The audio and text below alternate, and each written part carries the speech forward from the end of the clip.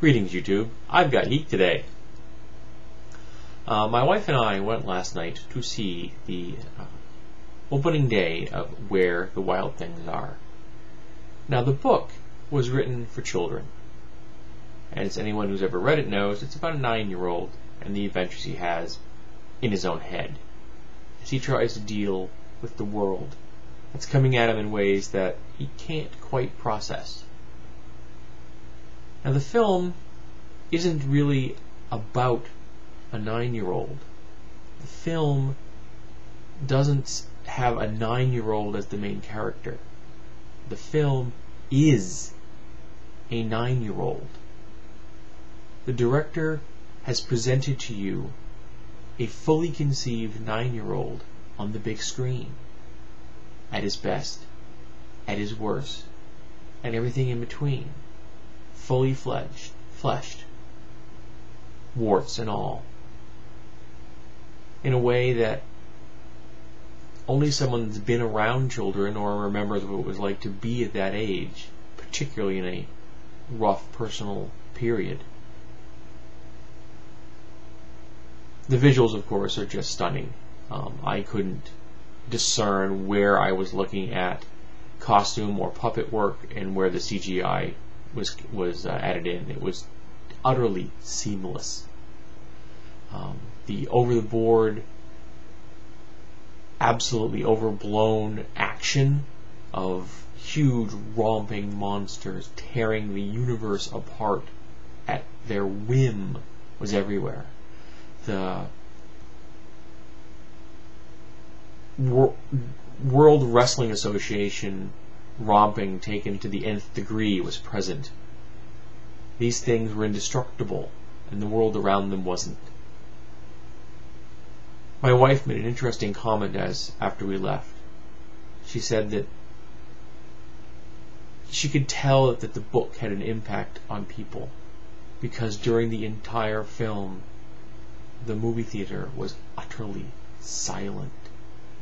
There wasn't a single voice during the entire movie. And prior to the film starting, there were some rambunctious individuals behind us, and my wife was concerned that they were going to start talking during the film, which meant I was going to have to get in their face. So I was not going to let them spoil my wife's movie-going experience, because the book had a very large impact on my wife. She had been looking forward to this movie for quite a while. But once that film started, and you began to see Max and the world he lived in and created, the place fell silent, which is a much greater testament to the success of this film than any words I could speak. So yes, if you enjoyed the book, and if you'd like to see a 9-year-old on screen and marvel at the life he lives, then I recommend Where the Wild Things Are. It's definitely a good film. I don't necessarily recommend this for children, however. I think that this film is definitely made for an older crowd, teens and above, people who grew up with the book, who've had time to process the book.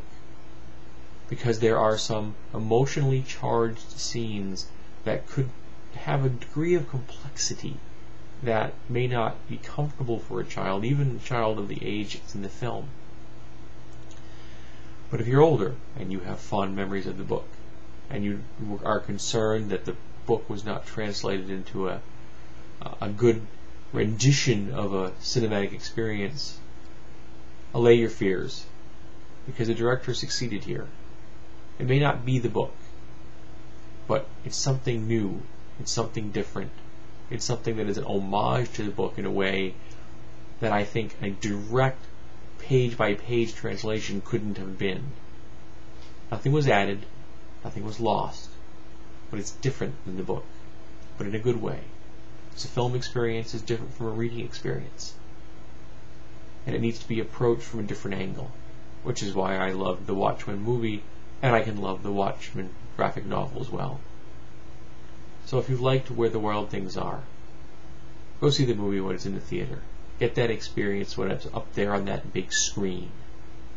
You won't regret it.